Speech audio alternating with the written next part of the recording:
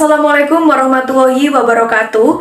Perkenalkan, nama saya Siska Mardiansyah, NIM 216004 dari Universitas PGRI Jombang, Program Studi Pendidikan Bahasa Indonesia. Pada kali ini saya akan membahas mengenai kritik sastra, yakni pada sebuah cerpen mengganti nama dengan mesin waktu karya Surya Gemilang dengan menggunakan teori kritik sosiologi sastra. Cerpen yang berjudul Mengganti Nama dengan Mesin Waktu karya Surya Gemilang dipublikasikan di jawapos.com pada Minggu 4 Februari 2024 pukul 8.18 waktu Indonesia Barat. Cerpen ini menggambarkan tokoh Budi Jaya atau Surya Jaya yang bekerja sebagai tukang ojek daring dan Surya Kencana yang merupakan sosok kaya raya. Kesamaan nama Surya membuat tokoh Surya Kencana menyuruh Surya Jaya mengganti namanya. Surya Kencana membenci orang yang memiliki nama yang sama dengannya, yakni Surya. Melalui perjalanan lintas waktu, nama Surya Jaya berganti menjadi Budi Jaya. Cerpen Mengganti Nama dengan Mesin Waktu karya Surya Gemilang ini menarik untuk dianalisis melalui pendekatan sosiologi sastra. Menurut Welek dan Warren, tahun 1989 halaman 111 mengklasifikasikan hubungan sastra. Yang pertama, sosiologi pengarang yang membahas mengenai latar belakang pengarang, status pengarang, dan ideologi. Kedua, sosiologi karya sastra, yakni membahas mengenai masalah sosial berkaitan dengan isi, tujuan, dan hal-hal yang ada dalam karya sastra. Yang ketiga, sosiologi pembaca yang membahas masalah pembaca dan pengaruh sosial bagi pembaca. Berdasarkan penjelasan tersebut, peneliti membahas mengenai sosiologi karya sastra berdasarkan yang diungkapkan oleh Welek dan Warren tahun 1989 halaman 111 bahwa sosiologi karya sastra membahas mengenai masalah-masalah sosial dengan meninjau beberapa aspek untuk memahami bagaimana Surya Jaya tengah menghadapi permasalahan dengan orang kaya. Berikut ini hasil analisis yang telah ditemukan, di antaranya.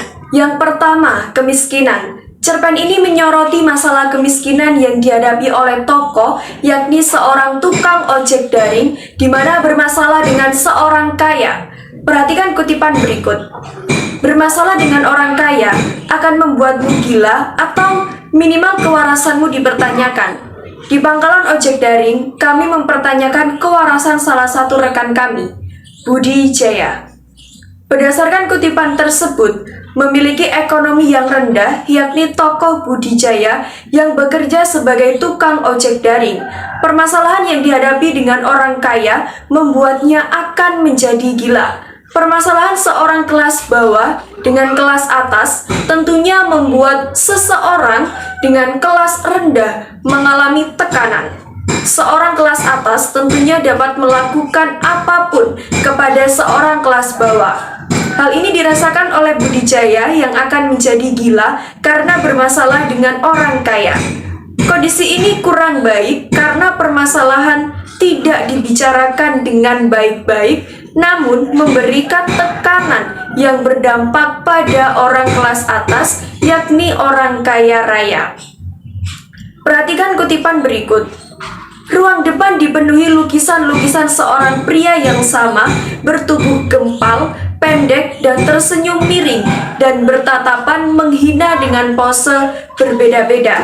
Dari duduk di sofa dengan satu kaki di atas kaki lain, duduk di balik meja kerja seraya menghitung uang, hingga duduk di atas tumpukan uang. Dari segi hal-hal lain, ruang depan membuat Surya Jaya merasa begitu miskin hingga tak layak bernapas.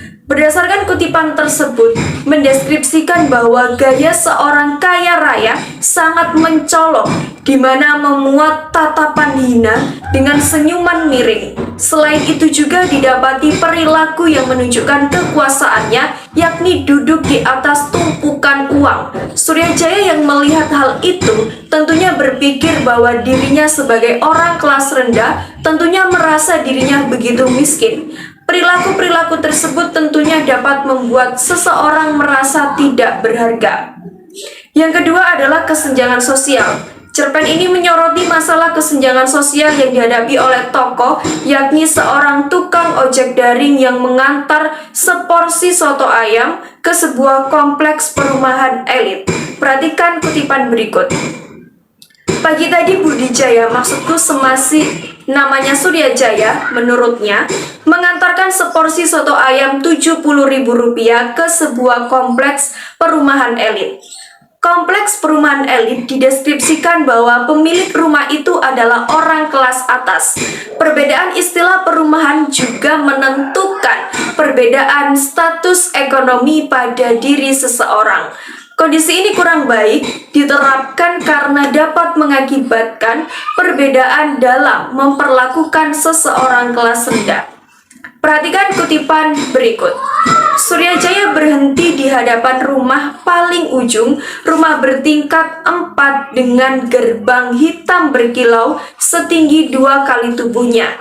Di gerbang itu tertulis dengan cat emas dan huruf-huruf sebesar dada orang dewasa sebuah nama Surya Kencana. Persis nama pemilik akun yang memesan soto ayam Rp70.000. Gerbang terbuka sedikit, menjauhkan Surya dari Kencana beberapa sentimeter dan dari celah gerbang mengintip sepasang mata. Jaya? Tanya seorang satpam. Berdasarkan kutipan tersebut, tampak dijelaskan rumah dari orang kaya, yakni Surya Kencana, memiliki nama yang sama dengan Surya Jaya.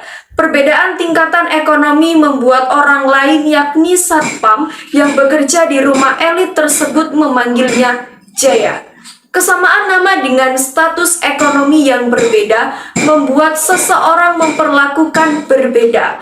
Hal ini kurang baik karena perlakuan tersebut nampak kesenjangan dan meskipun hanya sebuah nama, tentunya hal tersebut memiliki makna yang dibuat. Perhatikan kutipan berikut. Surya Jaya baru akan menjawab, tapi Surya Kencana menyambung. Matahari. Aku diberi nama Surya karena aku adalah matahari, alias sosok yang paling penting di dunia. Apakah sosok penting? Tidak, Surya Jawa terbata. Berdasarkan kutipan tersebut, Surya Kencana menganggap dirinya adalah orang yang paling penting. Ia memaknai nama Surya adalah matahari yang dimana sosok yang sangat penting di dunia. Di samping memaknai namanya, Surya Kencana adalah orang yang kaya raya sehingga bisa menganggap sosok yang sangat penting di dunia. Namun hal tersebut tidak baik dilakukan berlebihan karena membuat orang lain merasa terpukul. Hal tersebut tampak pada tokoh Surya Jaya yang beranggapan bahwa dirinya tidak penting. 3. Pelanggaran norma. Cerpen ini menyoroti masalah pelanggaran yang dihadapi oleh tokoh yakni seorang tokoh Surya Jaya yang memiliki kesamaan nama Surya dengan Surya Kencana. Surya Kencana membenci orang yang memiliki nama yang sama namun bukan sosok yang penting. Perhatikan kutipan berikut. Aku benci jika orang lain bernama Surya dan ia bukan sosok penting. Jadi, dengan rendah hati, Surya Kencana menurunkan kaki dari meja dan berdiri, sepucuk pistol terselip di pinggangnya. Aku harap kau menghilangkan Surya dari namamu. Berdasarkan kutipan tersebut, di mana Surya Kencana sangat membenci orang yang memiliki nama yang sama dengan dirinya, namun bukan sosok yang penting. Surya Kencana meminta Surya Jaya untuk menghilangkan namanya. Hal ini melanggar norma karena ketidaksopanan tokoh Surya Kencana meminta Surya Jaya untuk menghilangkan nama Surya. Cerpen ini menunjukkan hal yang kerap terjadi di masyarakat, di mana ketika memiliki sebuah kesamaan dengan orang lain, maka orang tersebut cenderung tidak menyukai.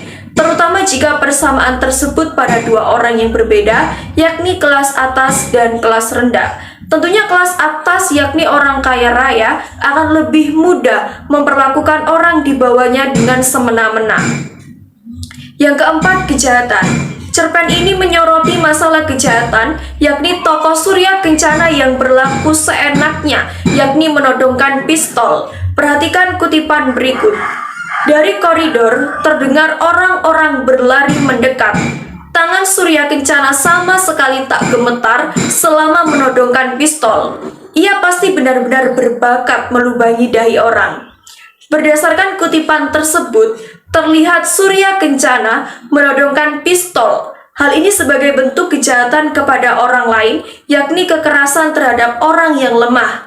Surya Kencana sebagai orang kaya raya memperlakukan seseorang yang memiliki kelas rendah. Cerpen ini menunjukkan kejahatan yang kerap terjadi di mana orang yang memiliki status tinggi dapat memperlakukan orang di bawahnya dengan seenaknya. Perhatikan kutipan berikut. Di dalam sana, di ruang temaram yang hanya diterangi cahaya kuning lampu berdiri, duduklah seorang pria berjas hitam yang lukisannya memenuhi ruang depan. Kedua kakinya bertumpu di meja jati, cerutu di sela bibirnya menyala. Apa yang membedakan wajahnya dengan lukisan-lukisan itu adalah tak ada senyum menghina. Di sana jelas ia menahan kemarahan, hingga sesekali terdengar dengus napasnya. Mudah didebak, ia adalah Surya Kencana. Berdasarkan kutipan tersebut, Surya Kencana yang merupakan orang kaya raya memperlihatkan bahwa ia menahan kemarahannya. Hal tersebut dapat terjadi dikarenakan kehidupannya yang serba berlebih membuatnya mampu melakukan apapun, sehingga terkadang membuatnya menjadi marah jika ada sesuatu yang tidak sesuai dengan kehendaknya atau mengganggu dirinya. Menakuti seseorang termasuk bentuk kejahatan. Hal ini terlihat dari suasana pada kutipan tersebut yang mencekam. Berdasarkan uraian pada bagian sebelumnya, dapat disimpulkan bahwa terdapat masalah sosial sebagaimana tercantum dalam cerpen Mengganti Nama dengan Mesin Waktu karya Surya Gemilang. Masalah tersebut berupa kemiskinan, kesenjangan sosial, pelanggaran norma, dan kejahatan. Cerpen ini memberikan kita gambaran atas masalah-masalah sosial seperti sikap orang kaya pada orang yang status ekonominya lebih rendah dan perilaku-perilaku yang melanggar norma, juga tindak kejahatan.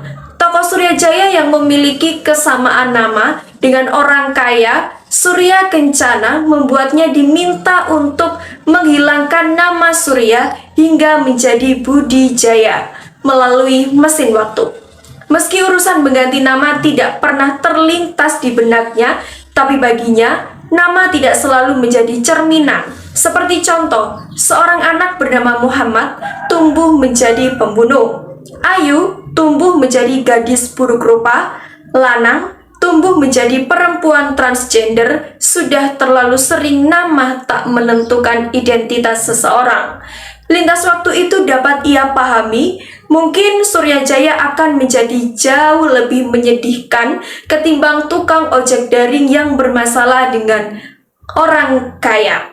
Mungkin Suryajaya tak akan menikah dengan istrinya sekarang, mungkin Suryajaya tak akan ada di masa depan. Dengan demikian, cerpen Mengganti Nama dengan Mesin Waktu karya Surya Gemilang bukan hanya sekedar kisah tentang masalah sosial yang dihadapi, tetapi juga menjadi refleksi dari prinsip-prinsip sosiologi karya sastra.